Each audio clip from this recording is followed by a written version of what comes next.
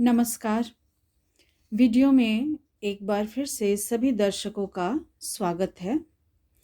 आज हम लोग कविता करेंगे वही मनुष्य है। ये कविता मैथिली शरण गुप्त जी के द्वारा लिखा गया है और इस कविता को मनुष्यता के नाम से भी कहीं कहीं पर ये कविता हम लोग पढ़ते हैं। तो इस पुस्तक में इसका शीर्षक दिया गया है वही मनुष्य है। सबसे पहले थोड़ा सा कवि परिचय देख लेंगे। मैथिली शरण गुप्त जी का जन्म 1886 में झांसी के करीब चिरगांव में हुआ था और अपने जीवन काल में ही ये राष्ट्र कवि के रूप में विख्यात हुए थे। इनकी शिक्षा दीक्षा घर पर ही हुई थी। संस्कृत, बंगला, मराठी और अंग्रेजी भाषा पर भी इनका समान रूप से अधिकार था। ये हिंदी साहित्य के प्रसिद्ध कवि हैं और साहित्य जगत में इन्हें दद्दा के नाम से भी जाना जाता है। हिंदी साहित्य के इतिहास में खड़ी बोली के प्रथम महत्वपूर्ण कवि हैं ये। और इनकी कविताओं की भाषा अत्यंत सरल और भाव जो हैं वो सीधे साधे से होते हैं, यानी कोई भी इनकी कविताओं को पढ़कर समझ सकता है। इनकी अन्य प्रसिद्ध कृतियाँ या रचनाएं जो हैं वो साकेत हैं, यशोधरा हैं, जयद्रथ वध, भरत भारती, जय भारत आदि हैं इनके मुख्य रचनाएं थी। और इस कविता में उन्होंने मानवता यानी मनुष्यता के गुण पर मुख्य रूप से प्रकाश डाला है। अब मनुष्य एक सामाजिक प्राणी है और पूरा मानव समाज इसी सहयोग की भावना पर आधारित होता है। यानी जीवन के हर क्षेत्र में हम एक दूसरे से जुड़े होते हैं। जो दूसरों की भलाई में अपना जीवन लगाता है उसे ही आने वाली पीढ़ियां भी हमेशा याद रखती है। तो कविता जो है परोपकार की भावना से ओतप्रोत है, उसी का बखान करती है और भलाई और भाईचारे के पथ पर चलने का संदेश भी दे रही है। तो इस तरह से सही अर्थों में मनुष्य किसे कहा जाता है इस बात को समझाती है ये। तो अभी हम लोग कविता में शुरू करूँगी, यानी अब व्याख्या में शुरू करूँगी। अभी तक आप लोगों ने भूमिका में हमने देखा कवि परिचय और थोड़ा सा कविता की जो पृष्ठभूमि थोड़ी सी मैंने दे दी। अब यहाँ पर हम लोग पहला पैराग्राफ शुरू कर रहे हैं। विचार लो कि मरते हो, न मृत्यु से डरो कभी। मरो परंतु यूं मरो कि याद जो करे सभी। हुई न यूं सो मृत्यु तो वृथा मरे वृथा जिए। मरा नहीं वही कि जो जिया न आपके लिए। वही पशु प्रवृत्ति है कि आप ही चरे। वही मनुष्य है कि जो मनुष्य के लिए मरे। तो इन कविता में इस पूरे पंक्तियों में सबसे पहले जो कठिन शब्द हैं उसको हम लोग देख लेंगे। यहाँ पर मर्त्य का मतलब होता है मरा हुआ या मृत। सुमृत्यु यानी सु का मतलब अच्छी या श्रेष्ठ मृत्यु। वृथा का मतलब हो जाता है बेकार या व्यर्थ। और यहाँ एक शब्द है पशु प्रवृत्ति यानी पशुओं के समान स्वभाव। तो अब हम लोग इसका भाव व्याख्या में शुरू करूंगी। पंक्तियों में यहाँ पर हम देख रहे हैं कि क्षण भंगुरता यानी जीवन हमारा नश्वर है, तो क्षण भंगुरता जीवन की क्षण भंगुरता पर प्रकाश डाला गया है पंक्तियों में। और कवि कहते हैं कि मनुष्य पूरी सृष्टि में ऐसा प्राणी है, एकमात्र ऐसा प्राणी है जो विवेकशील है। अतः इस बात को ध्यान में रख करके कहते हैं कि विचार कर लो कि तुम एक मरणशील प्राणी हो, यानी मनुष्य एक मरणशील प्राणी है। हमारी मृत्यु निश्चित है। जिसने भी जन्म लिया है वो एक दिन मृत भी हो जाएगा, और यही हमारे जीवन की सच्चाई है। इसलिए कभी भी मृत्यु से डरना नहीं चाहिए।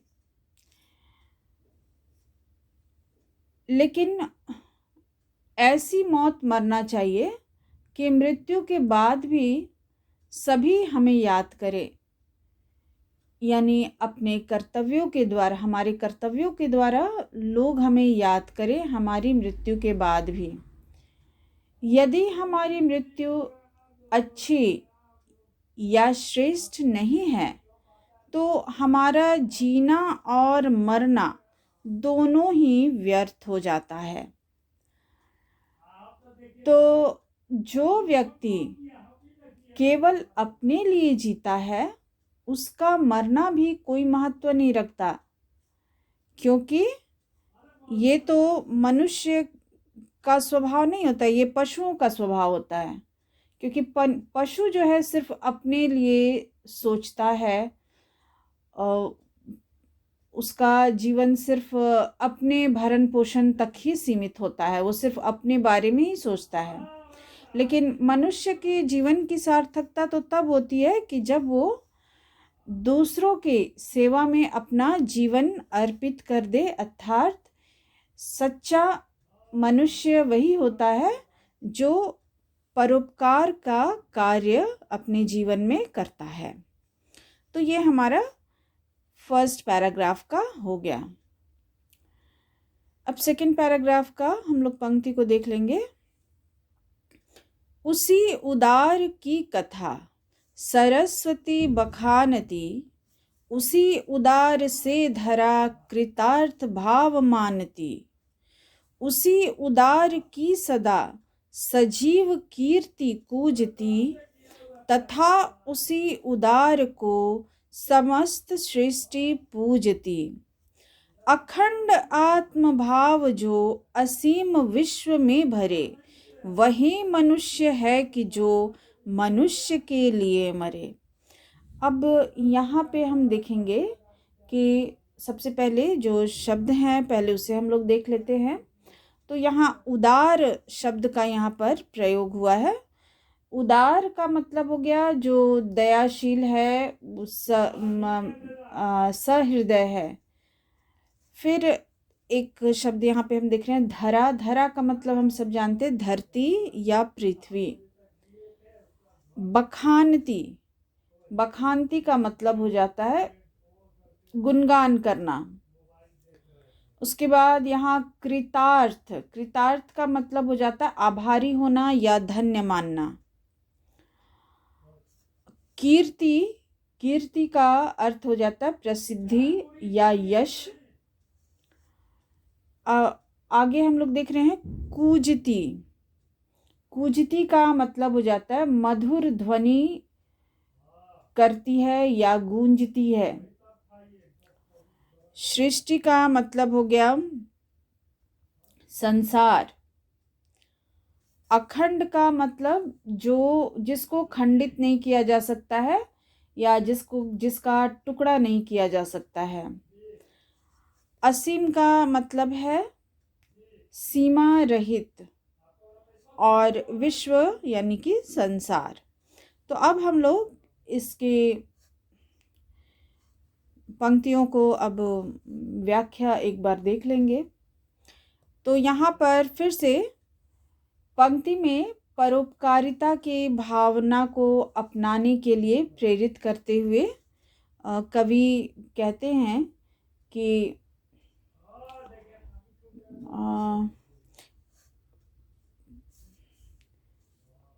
उदारता के गुण को अपनाने के लिए कहते हैं, परोपकारिता के भाव को अपनाने को कहते हैं। और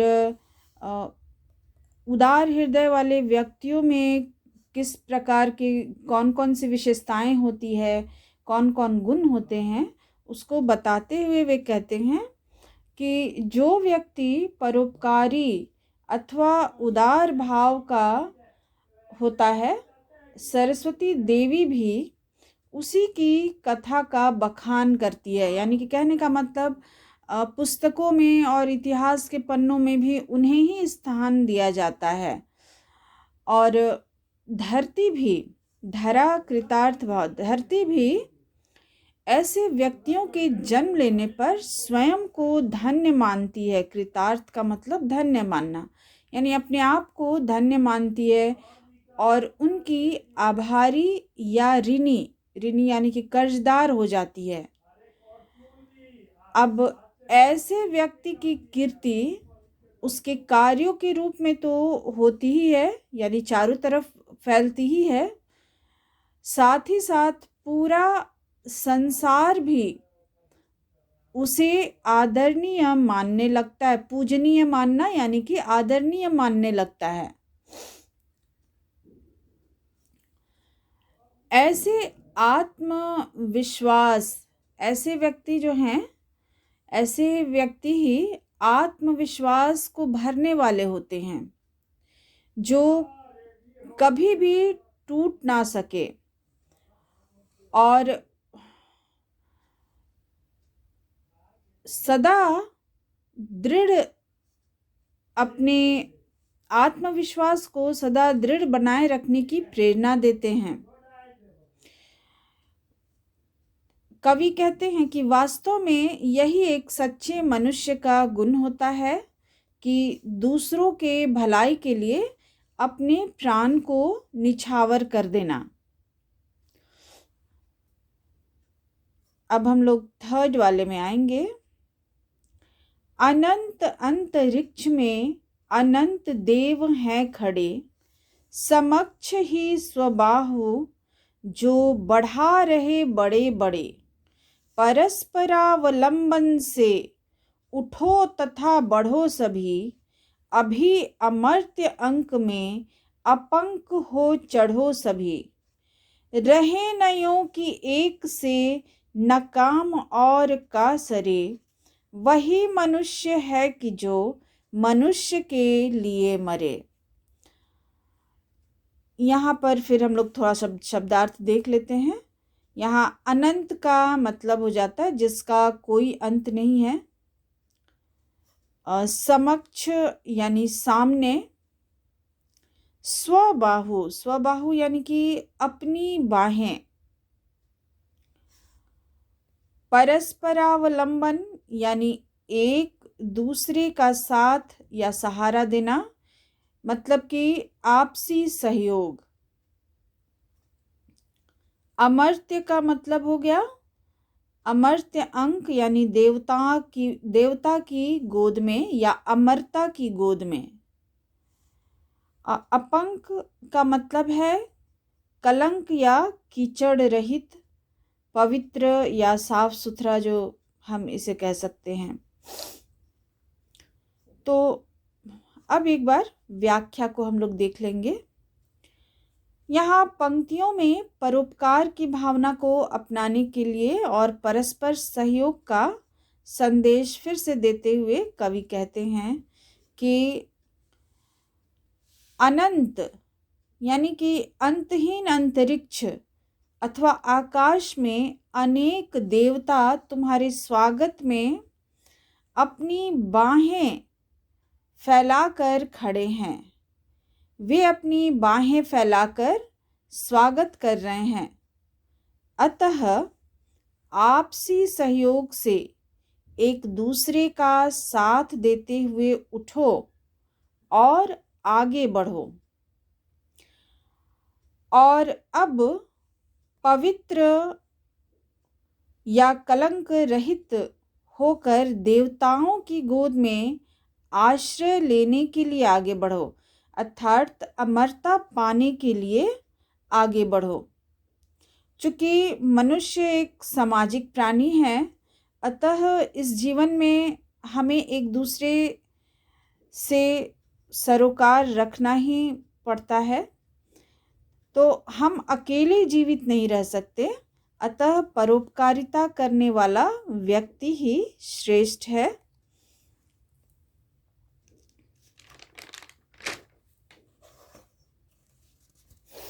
तो अब हम लोग नेक्स्ट पेज में चलेंगे।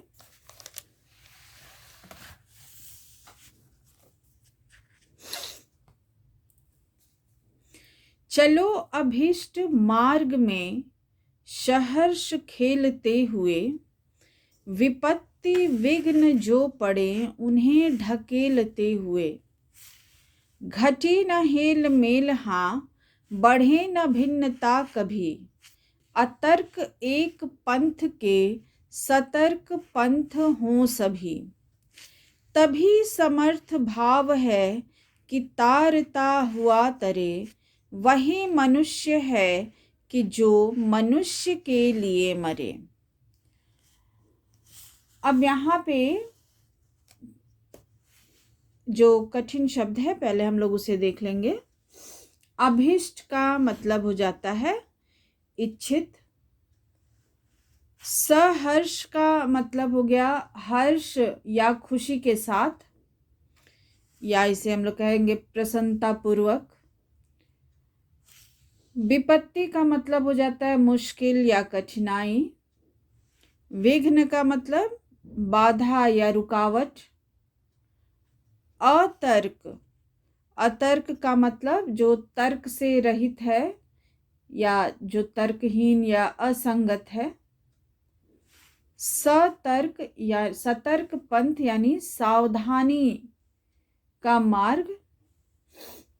और तारता का मतलब पार लगाना। तो अब हम लोग एक बार फिर से व्याख्या देख लेंगे। पंक्तियों में फिर से परोपकारी मनुष्य के स्वभाव की विशेषताओं पर प्रकाश डालते हुए कवि कहते हैं कि मनुष्य को हमेशा अपने इच्छित मार्ग में खुशी के साथ खेलते हुए आगे बढ़ना चाहिए। मार्ग में आने वाली सभी कठिनाइयों अथवा बाधाओं को ढकेलते हुए, उनका सामना करते हुए आगे बढ़ना चाहिए साहस के साथ। हमारा आपसी हेल मेल या मिलना जुलना जो है वो कभी उसमें कमी नहीं लानी चाहिए, उसे घटाना नहीं चाहिए। और ना ही हमारे मन में भिन्नता यानी कि भेदभाव की भावना उत्पन्न होनी चाहिए।